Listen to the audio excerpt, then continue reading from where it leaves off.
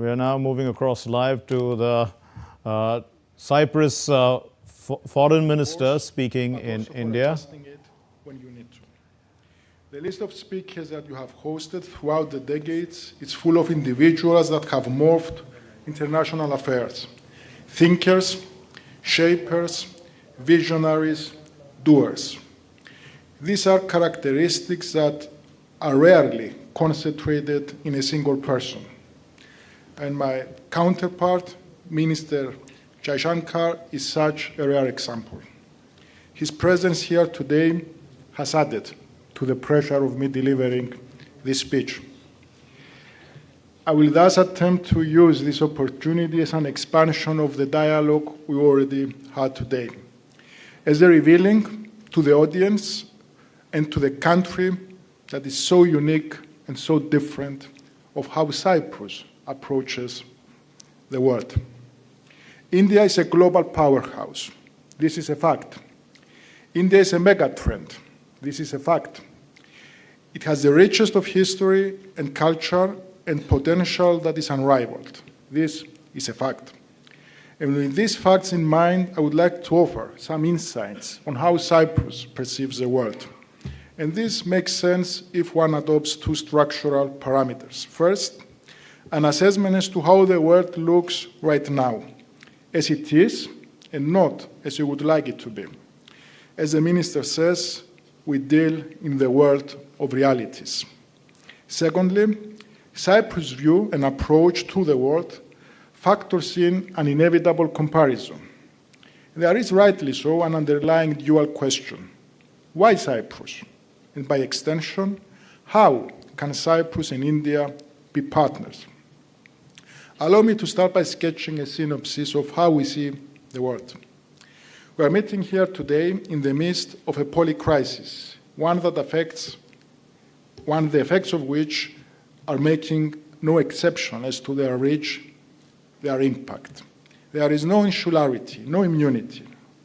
We all went through the global financial meltdown, the COVID crisis, the energy and inflation spike, the war in Ukraine after Russia's illegal invasion and continuing aggression, the overall questioning of the founding principles of the international order and system, the ongoing situation in Gaza, another challenge, the risks involved in Syria, the threat in the Red Sea, Iran's nuclear aspirations, Sudan, Libya, the African continent as a battlefield for influence and for radicalization. Radicalism, extremism, terrorism are today a global reality, as is the instrumentalization of migration, and as a consequence, populism is on the rise. But above all, there is uncertainty as to the direction of the global system. The competition for resources is not new. The battle for influence, neither.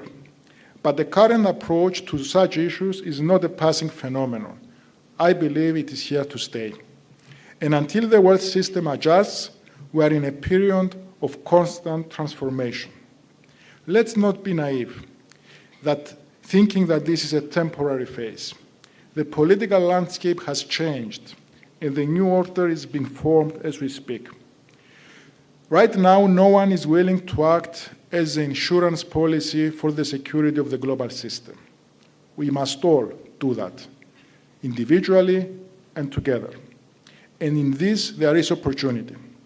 Supply chains, connectivity, crisis management, all these are the renewed reality. We are witnessing the return of history. And this is a back to the future moment, and one that has to do a lot with geography.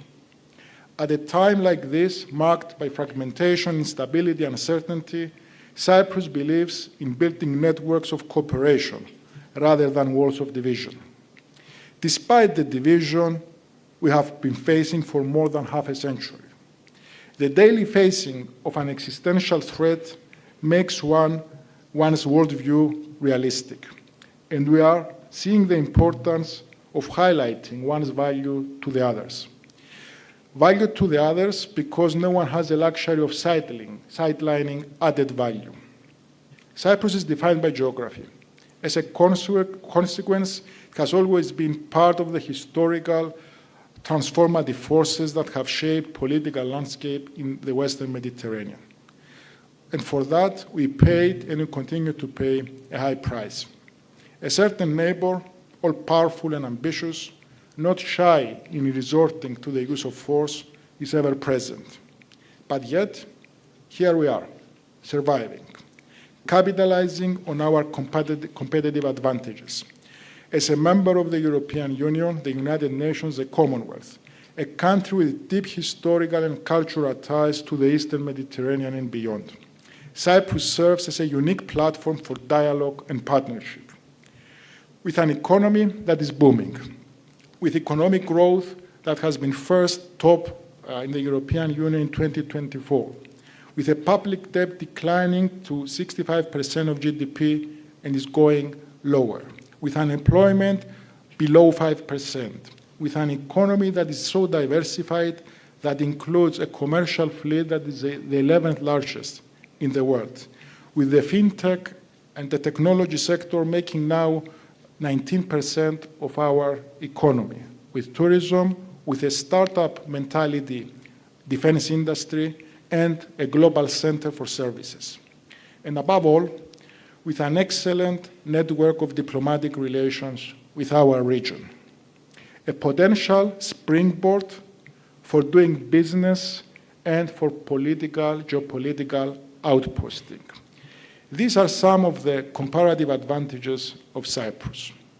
At the same time, there are hidden advantages and contributions. Cyprus is among the top 10 foreign investors in India, with cumulative investments of approaching $15 billion between 2000 and now. These inflows have focused on key sectors such as information technology, pharmaceuticals, and real estate. These, I repeat, are part of our package of what we have to offer. Ladies and gentlemen, pragmatism is the new term. Transactionalism is a new catchphrase. The trade antagonism, the tariffs are all elements of this renewed reality. But it's also an impetus for opening up new trade routes and forming alliances. This is about ambition, vision, strategy, and action. India clearly has the vision and the action plan. And may I say, so does Cyprus. And I'm approaching this from the perspective of a small state. So in this context, in this global competition, how can little Cyprus, a small state, operate? The answer is not straightforward. There is nonetheless a bundle of premises and realizations that are useful in reaching an answer. First, there are practical political consequences from the material inequality between states. Formally, we are all equal in the eyes of public international law. But pragmatism, this defining kaleidoscope, points to a different reality. One where power, size, population, resources, economies, these are the defining elements. These are the factors influencing international events and developments. And for the verification of this, one can again look at Cyprus. We have an aggressor, we have an invader, an occupier on our island. At the same time, that country is a well sought after ally and friend for many. Others that have a long history with them. But as the minister has recently said, they have also a history of forgetting that long history.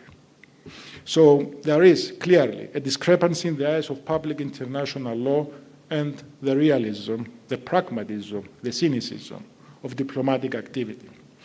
Secondly, we need to differentiate between how small states see the world and how the world sees the small states. And these are not necessarily the same. An internal point of view from the perspective of a small state is a useful guide on how to navigate dark waters. There is always, of course, the risk of seeing the world how we would like the world to be. For a small state, this is extra dangerous. World history, as our Singaporean counterpart has elegantly stated, world history is full of the carcasses of small states. Third, The modus operandi of small states is different than that of others. For us, negotiations are a very different ballgame, for a very simple reason. Normally, we don't have the leverage. This is a critical factor. In a negotiation, if you have leverage, things become much easier. That doesn't necessarily mean that you don't have the negotiating skills. I believe, on the contrary, that we have developed a set of skills in negotiation that are extremely valuable and useful, not only for us, but for others as well. We are, as I already mentioned, in the midst of a number of crises. So the critical question, how do you create space politically, economically, diplomatically? The answer, by being entrepreneurial, by forming alliances, by being reliable and useful, and often by surprising others with your initiatives. Let me give you an example. After October 7th and what happened in Gaza and the barbaric attacks by Hamas, one unifying point for the international community has been the need to increase the flow of humanitarian aid. For that to take place, one needed to make sure that they had the support and the endorsement by Israel, who had control of the situation in security terms.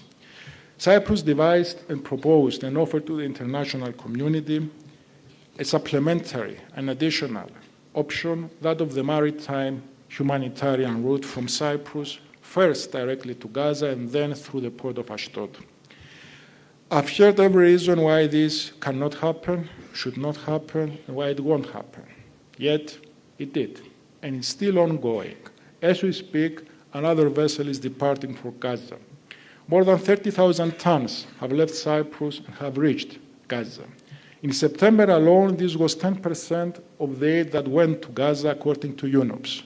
And all this always in cooperation and in coordination with the United Nations. A small country in a turbulent period, in a dangerous region, on an issue that the world, the global spotlight was on, managed to put something together to add to the mix of what the international community can do for what has been a crisis that affects everyone. So we have shown that we have the willingness to intervene when we could have stayed silent, and we have the capacity to design something and then have proof of concept. As a small state, it has been proven that the small states can be active persuaders. And we must continue to try to increase our bandwidth.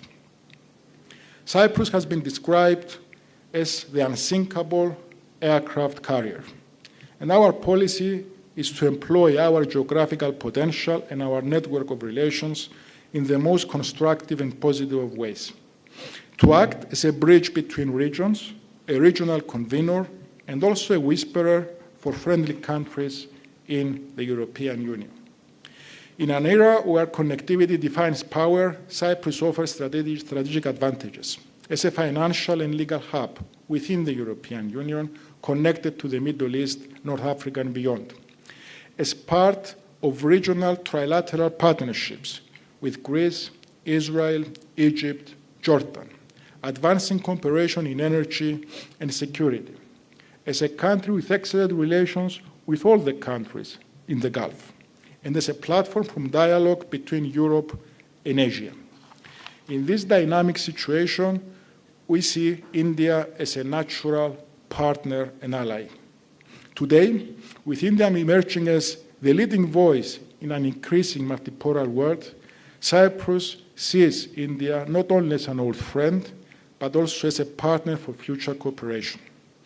Both nations, shaped by our legacy of colonial rule, have emerged as modern democracies that cherish freedom, the rule of law, and the respect for international law. States with strategic geographies, we understand the value of balance, diplomacy, and dialogue. And over the decades, we have consistently supported each other on matters of existential importance for both. The visit of the Prime Minister to Cyprus in June 2025 marked a historical milestone for this partnership. It provided the launchpad for future collaboration, and as a result of that, we now have the 5-year joint action plan agreed between us, which constitutes the roadmap for the implementation of the joint declaration adopted during the Prime Minister's visit to Cyprus. A crucial platform and opportunity for cooperation is IMEC, a visionary proposal that can transform connectivity between regions. It's a geopolitical tool with potential to reshape global trade, trade routes, and critical economic activities.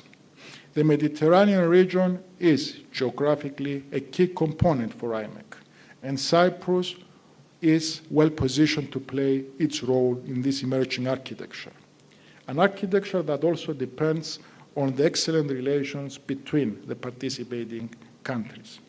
As a gateway into the European continent, Cyprus is located uniquely to serve as a hub and as a direct entry point to the EU. Being a member of the European Union, we are committed to strengthening the EU-India partnership. And in our upcoming presidency of the Council, in around 62 or 63 days, it provides us an opportunity to inject new dynamism into this relationship. Cyprus strongly supports the conclusion of the long-negotiated FTA between EU and India. And the successful conclusion of this agreement will not only strengthen EU-India ties, but it will also unlock immense economic opportunities for Cyprus, for India, and for all the European countries. But above all, it will send a powerful message that the shared commitment to prosperity, innovation, and sustainable growth can be the alternative. Dear friends, our world today is in an undeniable state of flux. As we navigate increasing polarity and complexity, Cyprus remains committed to being a responsible, engaged, and outward-looking state. We look to the future with the knowledge that our global partnerships matter, and that few matter more than the one we share with India. From historical solidarity to contemporary cooperation, from shared values to shared aspirations, Cyprus and India are charting a course together that is both strategic and forward-looking. This organic partnership has the potential to yield results fitting of the deep and historical roots. Our future has a strong past. Thank you very much.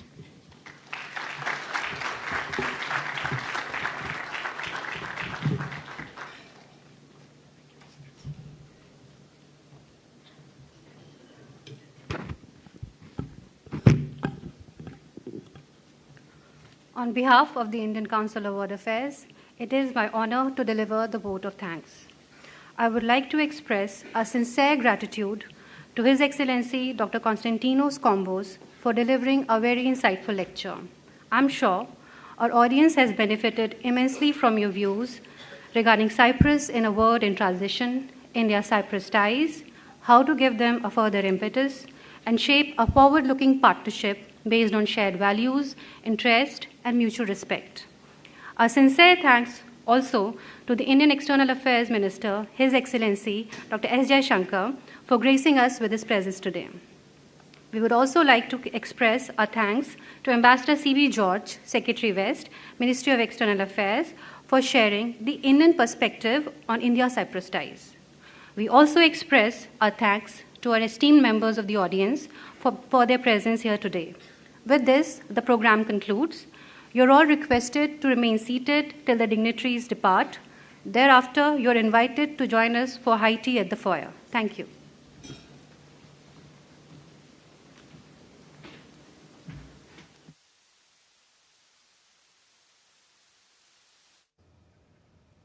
So we were listening to the Foreign Minister of Cyprus, Dr. Constantinos Kombos, delivering the 55th Sapru House lecture.